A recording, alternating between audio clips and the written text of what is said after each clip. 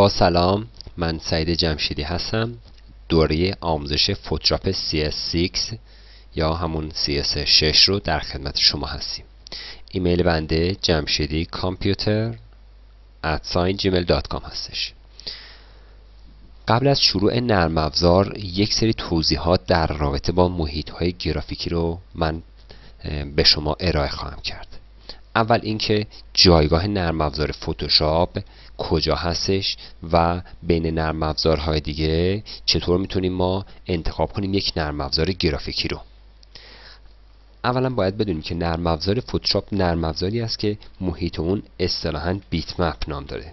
بیت مپ کتاب‌های فارسی در رابطه با اون نوشتن طرح بیتی، نقشه بیتی و نگاشت بیتی. منتها اگر کتاب‌های انگلیسی یا بحث‌های انگلیسی توی اینترنت مطالعه کردیم در رابطه با اون رستر نوشته شده. خب رستر یا بیت مپ توی این محیط‌ها طراحی ما بر اساس پیکسله. پیکسل کوچکترین جزء تصویره. پس زمانی که من توی یک محیط بیت مپ یا رستر یک طراحی انجام میدم، در حقیقت طراحی من بر اساس کوچکترین واحد تصویر که همون پیکسل هستش در نظر گرفته میشه. خوبی این نوع نرم افزاری که اولا کیفیت خیلی بالایی داره، چون بر اساس پیکسل هست کیفیت تصویر خیلی بالایی میتونه داشته باشه. محیط دوم محیطی هست تحت عنوان وکتور. خب توی نرم افزارهای دسته وکتور در حقیقت میاد و بر اساس معادلات ریاضی و هندسی طراحی ما رو انجام میده. به این نوع محیط‌های برداری هم گفته میشه. خب توی این محیط‌ها دقت فوق‌العاده بالاتره، برعکس محیط‌های بیت مپ که دقت پایین‌تر هستش. اینجا دقت فوق‌العاده بالاتره توی محیط وکتور و دقیقاً زمانی که طرحی رو من رسم میکنم در حقیقت رسم این طرح بر اساس یک معادله انجام میشه. پس در حقیقت اینجا پیکسلی در کار نیست و ذخیره سازی ما بر اساس همون دقیقاً معادله انجام میشه و حجم فایل رو پایین‌تر میاره. زمانی که من در محیط‌های بیت مپ کار میکنم در حقیقت حجم کار بالاتر هستش. خب چرا؟ چون خود پیکسل ذخیره میشه، ولی تو محیط پایین‌تر این اتفاق نمیفته. مثال برای نرم افزارهای بیت مپ اولا پینت هست، خب که آشنا هستیم باهاش، برنامه نقاشی ویندوز. خود نرم افزار فتوشاپ هست که از جمله قوی ترین نرم افزارهایی هستش که میتونیم ما کار کنیم باهاش. به فرض مثال نرم افزاری مثل نرم افزار فوتو، من می‌نویسم برای شما فوتو ایمپکت. خب نرم افزار دیگه ای هستش یا پینت شاپ پرو، اینم نرم افزار دیگه ای هست و نرم افزار و کلا نرم افزاری که با عکس و نقاشی درگیر هستن جزء این دسته که بیت مپ یا رستر هستش محسوب میشن. دسته دوم وکتور هست که معتبرترین اونها که احتمالاً آشنا باشیم با نام اون اتوکد هستش و بعد از اون نرم افزار فلش، ادوب فلش که نرم افزار انیمیشن سازی شرکت دقیقاً ادوب هست. بعد از اون کورل دراو، خب و پس از اون ایلیستریتور که محصول همین شرکت ادوب هستش. خب اینها دسته‌بندی نرم افزارها بود که دو دسته ما این دو رو تقسیم کردیم و آشنا شدیم با انواع اصطلاحات.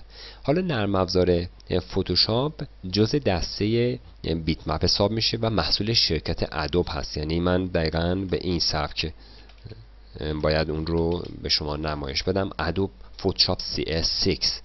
CS به معنی کریتیو سویت. خب کریتیو سویت به معنی یک محلی برای خلق یک اثر هستش که خب من اینجا برای شما این رو می نویسم که دقیقاً آشنا بشین باهاش. پس کریتیو سویت به معنی محلی برای خلق یک اثر یا طراحی یک حالا پروژه.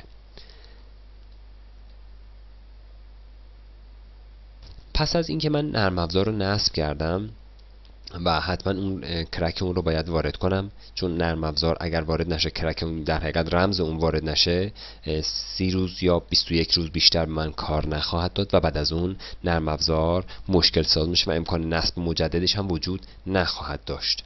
اینو فراموش نکنید.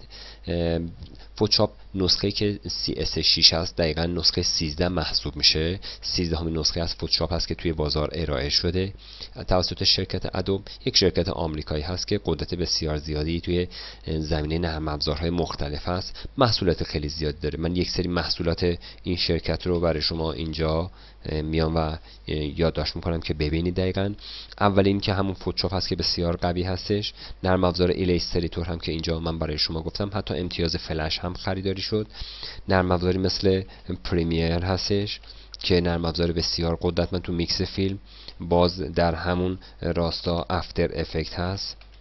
افتر افکت یکی از نرم افزار بسیار قدرتمند برای کسایی که حرفه‌ای هستن توی زمینه میکس و مونتاژ فیلم. این هم نرم افزاره. ادوب گو لایو هست. گو لایو هست نرم افزار دیگه ای توی زمینه طراحی وبسایت ازش استفاده میشه. خب نرم افزار دریم ویور هستش. دریم ویور برای طراحی وبسایت بسیار قدرتمند هست. دقیقاً این نرم افزار باز نرم افزار خیلی زیادی هست. اینا معتبرترین نرم افزارهایی هستن که ما مثلا ساوند نرم افزار میکس ادوب صوت هست که ساوندی همون ادوب آدیشن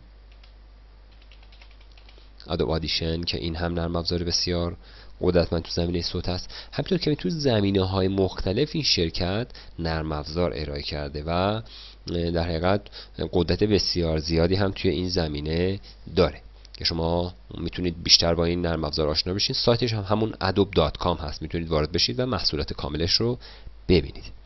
خب پس از این معرفی ساده من یک سری توضیح هم در رابطه با حالا نصب نرم افزار میگم. نصب نرم افزار حداقل فضای خالی 2 گیگابایت نیاز داره برای نصب. این حداقل فضا روی هارد هست. بهتره که رم ما باز حداقل 1 گیگابایت باشه. این بهتره، چون هر چقدر کمتر باشه سرعت خیلی کندی سیستم خواهد داشت. و سی پی یو حداقل 2.4 گیگابایت هستش که باید این رو حتما رعایت کنید. گیگاهرتز هستش، باید این رو حتما رعایت کنید. خب سرعت خیلی بهینه تر خواستیم، خب 100% رم خیلی بیشتر، 4 گیگابایت، 8 گیگابایت اینها رم ها، یا 6 گیگابایت اینها رم بهینه تر خواهد برای سیستم. حداقل کارت گرافیک 128 مگابایت باید باشه. این حداقل هست که فقط اجرا کنه نرم افزار رو، ولی پروژه سنگین مشکل خواهد داشت. این نرم افزار بیشتر برای طراحی و حتی اینکه ویرایش عکس هست، روتوش عکس اینجا میتونیم داشته باشیم که ما دو مبحث رو برای شما ارائه خواهیم کرد. خب حالا من شروع میکنم مبحث اول رو که مبحث کار با محیط نرم افزار هست و اون رو آغاز کنیم. این مبحث یا این درس رو به پایان بریم و در مبحث بعد محیط نرم افزار رو با هم آشنا خواهیم شد.